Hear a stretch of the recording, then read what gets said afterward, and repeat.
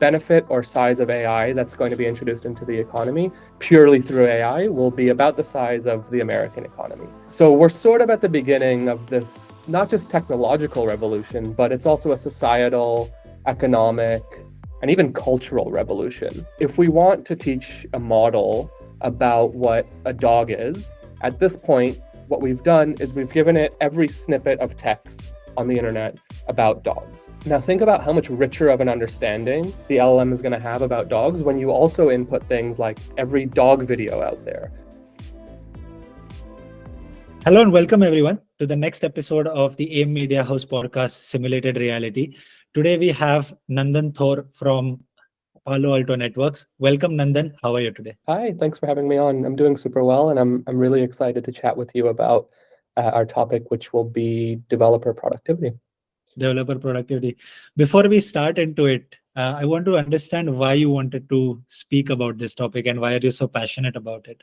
Yeah, that's a really good question. I think developer productivity is one of the areas in which AI has the potential to actually fully reshape the landscape and how we think about a software developer's work day to day. So this is, for me, one of the key areas that I'm really focusing on day to day. And yeah, like I said, super excited to chat with you all about it. Correct. Again, to lay a little bit of context before we start, what does developer productivity mean for you? How do you define it? Yeah, also a good question. To me, developer productivity is short for AI-driven software developer productivity. So the way that I'm really considering it in this day and age, and of course in the field of AI, things change so rapidly, but the way that I think about it is how do we use existing AI tools as AI assistants, or almost in the sense of junior developers, to enable existing software developers to really hone in on what matters, to automate some of the more trivial tasks, and to really see these massive increases in efficiency. Fantastic. I think given your definition of it and understanding of it, it's a very relevant topic considering that, we are using so many co-pilots, intelligent tools, and to kind of automate some of the things that they are doing. A lot of startups are also starting their journey to improve these productivity, right? Yep.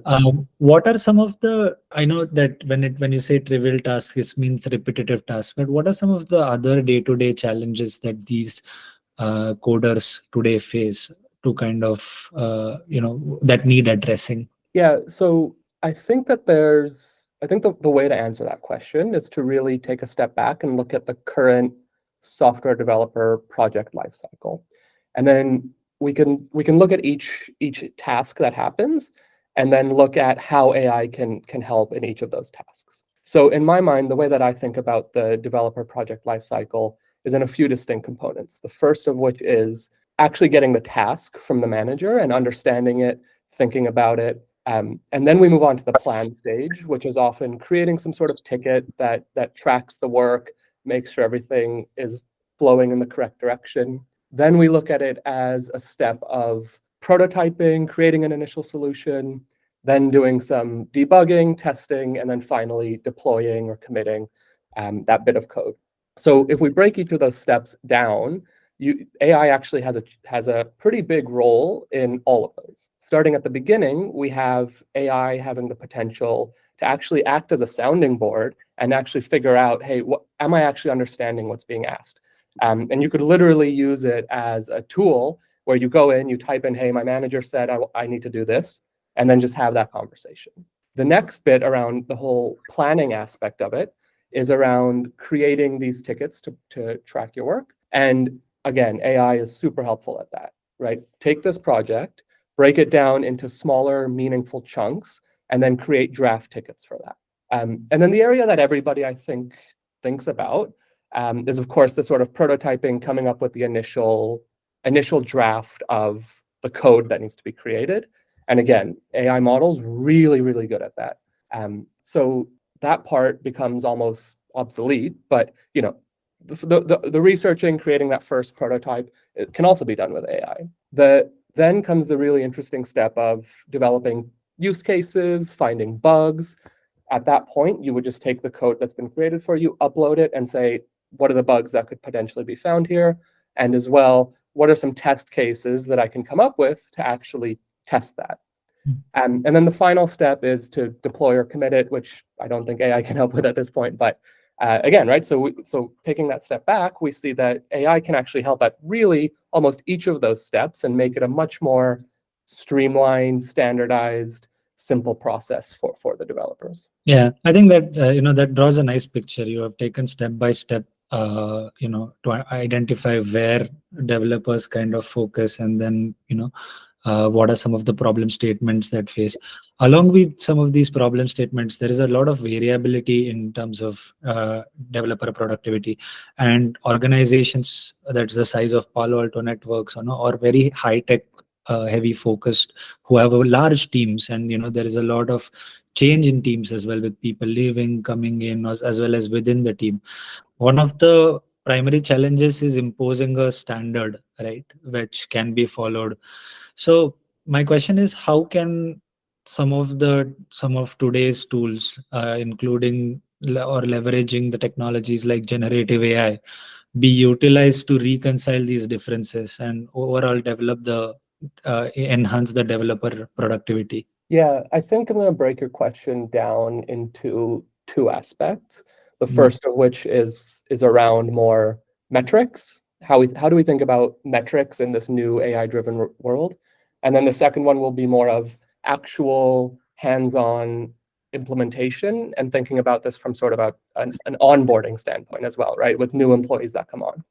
So to start with the first one, in terms of metrics, I think metrics are super, super difficult for any organization. And I'm really struggling to think of any organization that's really nailed it in terms of these are the metrics that I want to focus on in order to really determine developer productivity. And so you see the common ones, right, which are lines of code, number of bugs, time to create, all that sort of stuff. And again, it's worth stepping back and saying, in this new world of AI-driven developer productivity, which of those metrics are still relevant? And the way to do that really is to think about what are the things that AI can do super well right now. And as we spoke a little bit in the last answer, it's things like actually writing that bit of code. And if somebody comes to me and says, hey, I want you to create a bit of code that counts all of the commas in a given bit of text. Awesome. I'm just going to go into whatever Gen AI tool that I have access to, type that in, and get a response. So in that case, then lines of code is kind of no longer really a metric that I care about, right? It's more about the quality of that code. And to that end, you can also use Gen AI to help with that, which is things like taking a bit of code, uploading it, find all the bugs, find the test cases. Even things like transitioning a bit of code from one language to another, from like a legacy language to a more modern language, again, really, really easy to do with Gen AI.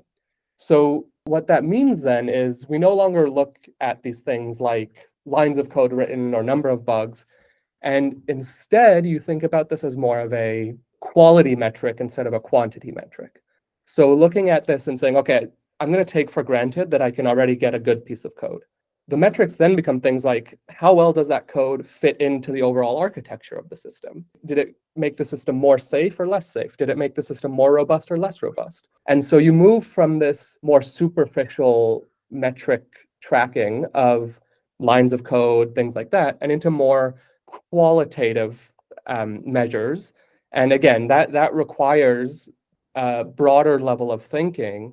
And in a way, it's sort of acting where we have the junior developer work being done by AI, and now all of the other developers at the company sort of become more higher level senior staff or something like that.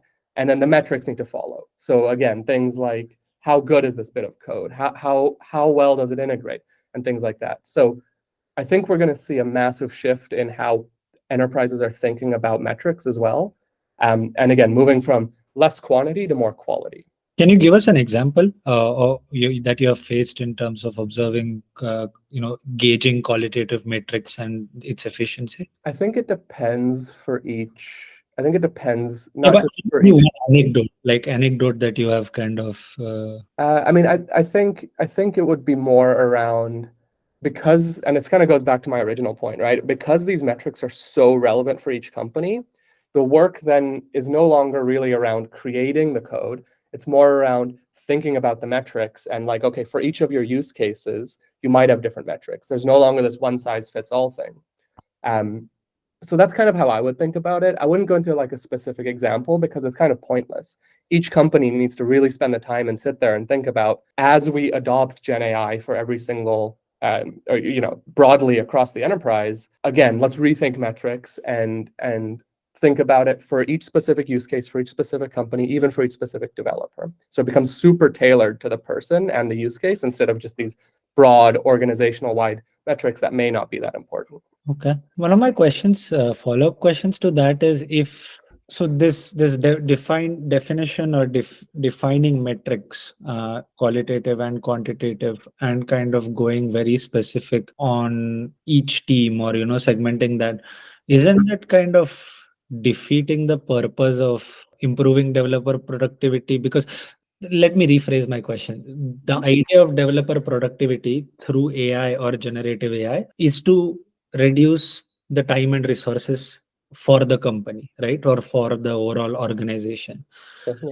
When you have to go strategically and kind of gauge this productivity through different metrics and kind of implement it for each different use case and look at it on a very ad hoc basis, that requires time and resources again. So then what is the balance or what is the trade-off between these two? Is just Yeah, I think the point is that, and I think we're aligned on this, where using these Gen AI technologies massively increases efficiency. So instead of taking a week to do something, it might take a day. And then where do you want to spend the rest of that time? One area I would highly suggest is thinking about metrics, but there's also a bunch of other things to do with that extra time. So things like, as I was saying, right, spend a lot more time on integration of this bit of code into the entire code base, a lot more time on the architecture of these systems. So it's more at this like much higher level senior staff software engineer instead of the junior engineer level. So it almost allows the existing workforce to upskill in that sense and spend more time in that regard. got it. Slightly moving on to a different topic. One of the things with embedding co-pilots or intelligent technology to existing infrastructures or tech stacks Yep. improves productivity, but has always raised questions around security from different aspects of an organization and how their software engineering or coding teams work. It has also led to some kind of accidents in a lot of ways, and some big companies have faced backlash or this or gone into they made blunders in terms of these things. There's a big debate at the same time around open source and enterprise co-pilots or enterprise technologies or coding assistants. What is your take on this entire balance between using open source as well as using enterprise? There are several parameters to consider: the cost of it plus the security of it. How do you find the right balance between these two, etc.? Some thoughts on this topic? Yeah, that's a super, super good question. And I think every single enterprise that's adopting Gen AI is thinking about exactly that. So I'll start on almost like a philosophical level, which I don't think you expected this to go down. But when I was learning data science and AI, everything was free. The models were free, right? Like nobody's charging me usage of a random forest model. And I think that in an older world of AI and data science, that business model makes sense. When we look at it now, you look at these large language models, yes, they're called models. They're really more of a bit of software though, because it costs companies, these enterprises that are creating these foundation models or frontier models, it costs them tens, if not hundreds of millions of dollars to build, right? From the point of view of training, pre-training, of the talent that's needed to do it, of hosting the model once it's been instruction tuned, all these sorts of things. And really, you're paying for not just the model weights, you're paying for the hosting of that by somebody else. So that company then is incurring some sort of cost for hosting these massive models, and they pass that on to the consumer. So I think we all need to think about this, about large language models, less as models and more as a SaaS product that then makes it a little bit more digestible around the cost of these things. That being said, open source models perform super well. And a lot of the really, really great innovations in the AI field are coming from people who are working on the open source side of things. At this point, currently, we do see a bit of a performance gap where the hosted enterprise models do perform a bit better, but that gap is shrinking every day. And I think, as you mentioned, there is a massive security privacy layer to this as well. And unfortunately, some enterprises did upload proprietary data that was then used to train the large language model, and then you were sort of able to force out bits of information that probably shouldn't have been used. Especially when we're talking about developer productivity, and you're often uploading entire code bases of not just private, but so confidential information that could actually be an existential threat to the company if it's leaked. That's when you really want to start thinking about open source models as well. Because if you can host everything and keep all of the data on-prem, whether that's physical or virtual prem, keeping that all on-prem is a massive, massive advantage. Because now I control what goes in, what comes out, all that stuff. I will say it from a cost perspective, it's actually not as, I think a lot of people believe that open source is much cheaper. But remember, you still need to host a 7 billion, 80 billion parameter model on your own infrastructure. That's not cheap either. So it really depends on the use case there. I'll say that, right now, if you want privacy and security, you do need to go on-prem for the most part. But if you want the best possible response, the best possible answer, then you probably need to go with enterprise hosted models. So again, each company will make their own choice, but again, great options, and I'm super excited to see all of the great advancements that are coming out of open source. Of course, enterprise as well, but open source has blown me away with some of the impressive strides that they've made since some of these models have been released. I don't think there's a one size fits all model for every organization. It will depend a lot on how they are, not just from the perspective of how they are structured technologically, but also how their teams are structured, right? So whether a company has a model to kind of mainly outsource their work to vendors, or whether it is centralized or decentralized, whether majority of the coders or data science functions are with the business or with the IT, right? And I think these all questions need to be really considered with regards to making a decision on open source. But from what I'm gathering, you're saying that there are trade-offs for both. One is that if you're using enterprise model, your security is high, but at the same time, the cost might be this thing. But on the other hand, open source has a lot of efficiency and productivity, but there are also some of the costs and security are some of the concerns as well. Yeah, and it's not just at the enterprise level, it's even at the use case level. So, and I can see an enterprise using foundation hosted frontier models for some use cases and then open source for other ones. Of course, that cost adds because then you need to pay for two things. But if you want the best results, you often need to do a mixture of the two across the enterprise. Strategically, as a leader, which all stakeholders will you involve in decision making for this? I mean, you can address it for a org wide or a use case wise, but which are the stakeholders who should be involved in making these decisions, and what are their roles in deciding open source or enterprise models for developer productivity? Yeah, also a really good question. I think what I'm seeing a lot of in the industry is people or enterprises seeing this amazing potential of Gen AI and then trying to build use cases off of that. And that works, but if you want the highest ROI, you need to do it the other way around and think about what are the current priorities and strategies at the enterprise level, and then how can Gen AI fit into those? So I think it actually starts not at the AI engineer level, it actually starts at the business level, where people, they have their own goals, milestones, strategic objectives, and then they should come to the AI team and think about, okay, hey, this is what I want to accomplish, and then we think Gen AI has this potential to help solve that. So it's kind of a broad spectrum of people that then need to be involved. So of course the business, of course the AI teams, IT in terms of hosting. If you need to host your own open source model, you probably want to involve finance as well around, hey, if we're doing this many calls at this rate, it costs this much to host, it costs this much to call a foundation model. So it's really across the enterprise. I will say though that when you do launch an open source model, that is more of a fixed cost, because it's really the cost of the resources. Whereas a hosted enterprise model, where you're charged per usage, that's a variable cost. So depending on how many calls are made, that also helps determine that.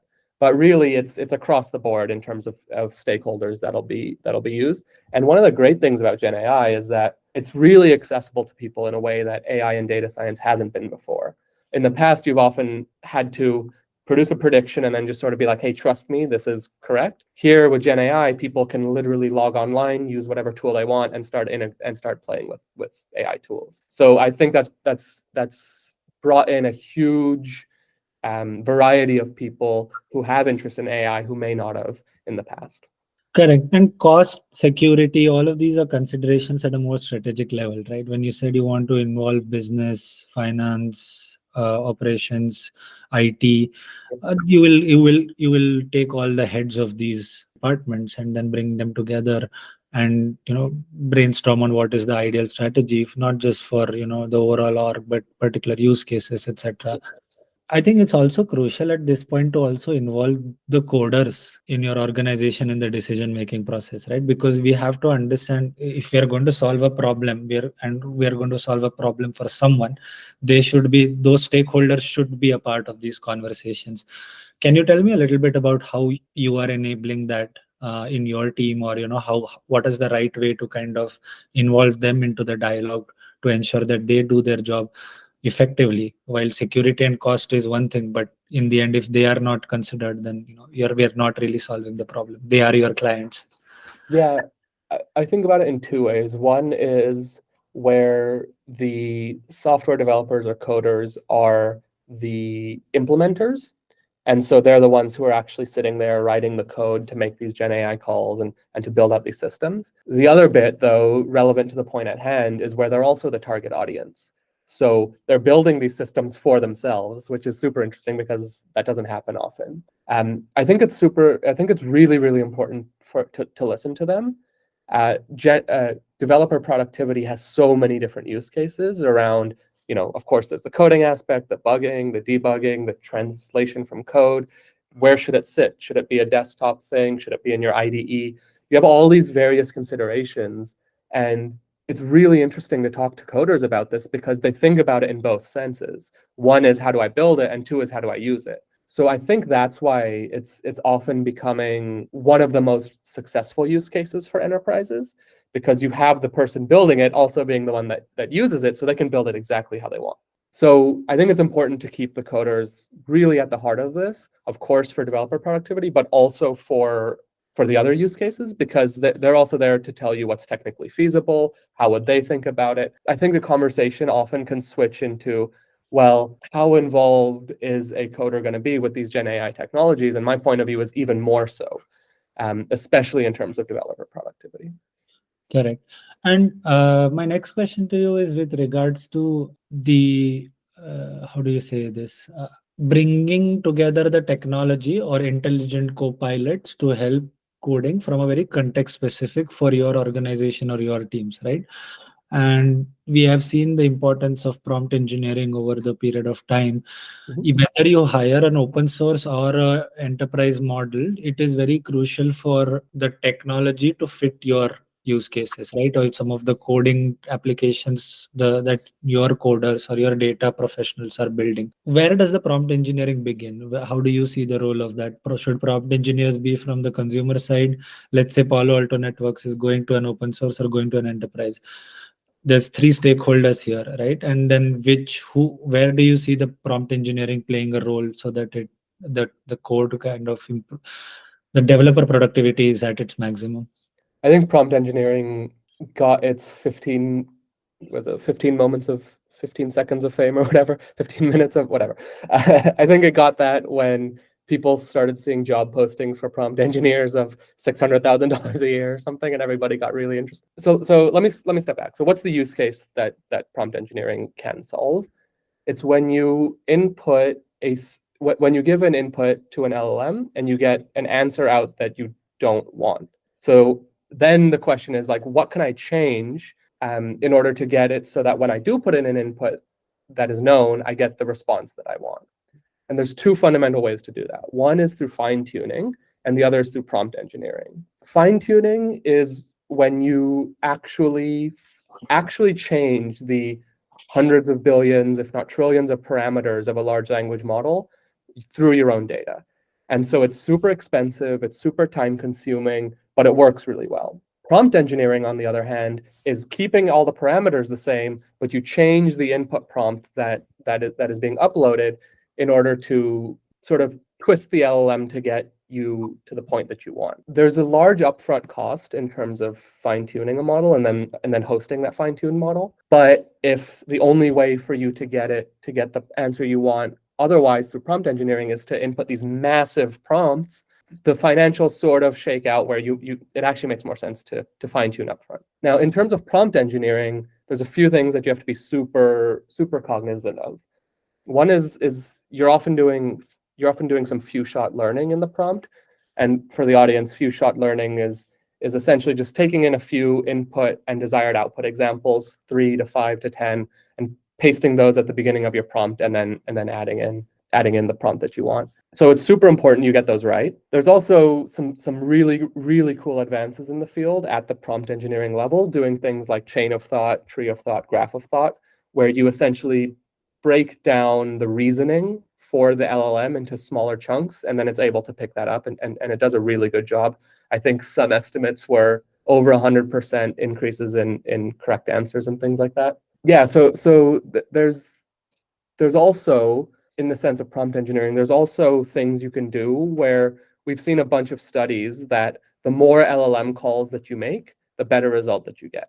And in that case, so for instance, let's take the example of the counting the number of commas in a bit of text. If you ask an LLM in the prompt, hey, create three candidates, and then you ask another LLM or the same LLM to rank those and choose the best one, you get a much better result than if you just say, give me that bit of code. And so as you stack these large language model calls, you actually get better and better results. And again, right, sort of the theme of this, it's way slower and way more expensive, but if you need maximum accuracy, that's something you can do. So to answer your question around who's doing the prompt engineering, for us, it's still at the AI team level, but it's in partnership with the various business stakeholders, because they're there to validate the outputs, but also, hey, here are some examples of few-shot learning that you should use.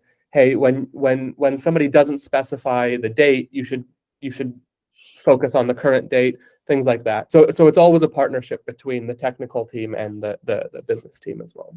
Correct. And my final question to you is, where do you see this heading, right? So to put a little more context to that question, you started off with saying that it's super important that we leverage AI to solve some of the trivial tasks, save time, right?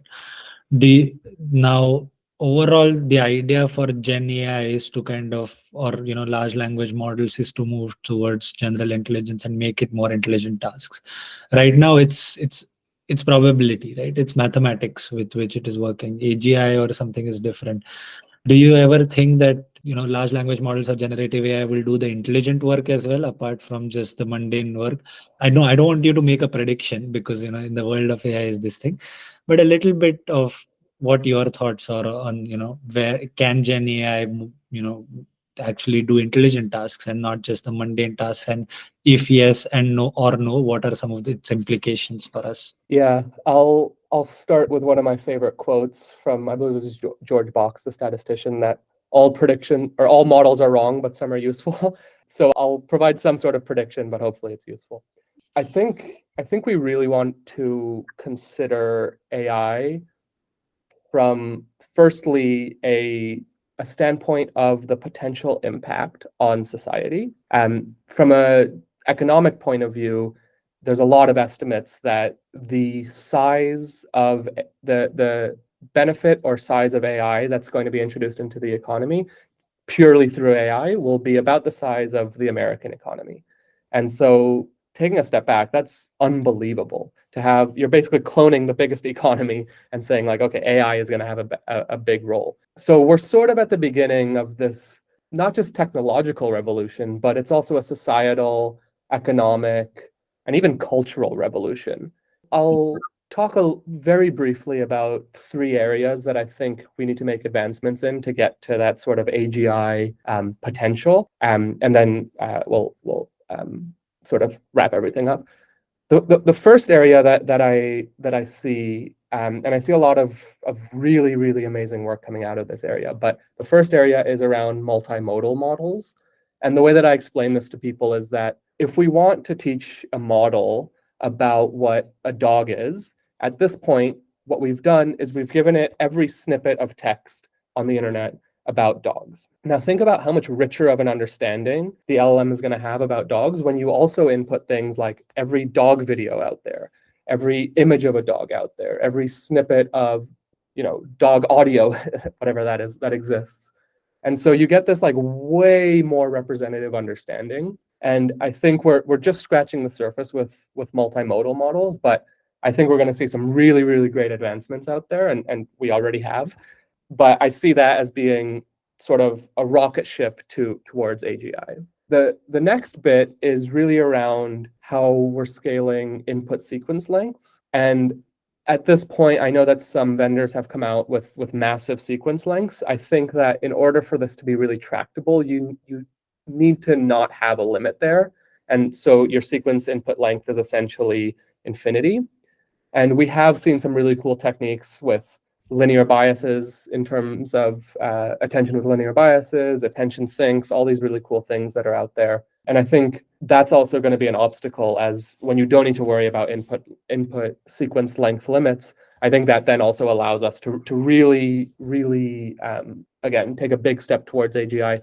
And that also becomes super relevant where, going back to the last point, text takes up very little space. Videos take up massive amounts of space. So 1 and 2 are sort of going hand in hand. Now, the final bit for me is really around explainability and sort of stepping around the notion of these models being non-deterministic. And for the audience, non-deterministic essentially means that when you put in an input, put in the same input multiple times, you may get different responses.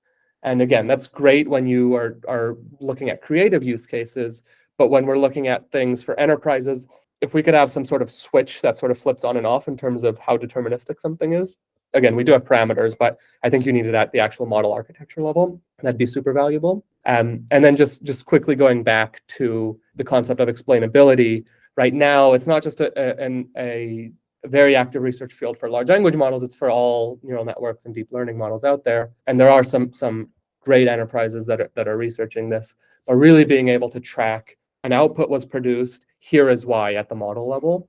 I think that'll increase adoption, decrease hallucinations, and really allow widespread adoption. So those are sort of the three areas that I think we're going to see some massive progress in. But again, all of this is just my opinion. I have no idea. And I think that I'm still super interested in how regular people are applying and using AI. And I think that's where we're also going to see a huge amount of super interesting things as we see how even people who aren't in the field of AI are interacting with these tools and models. I think that's also going to be a great hint as to where the field is going. And to that end, I would love, send me all of your fun examples. I'm on LinkedIn, add me, and super excited for the future here. Fantastic. Thank you so much, Nandan, for making the time. I think it was a great conversation.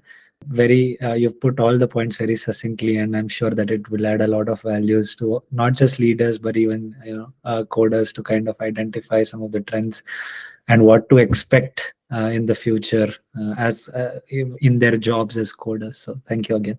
Awesome. Thank you for having me.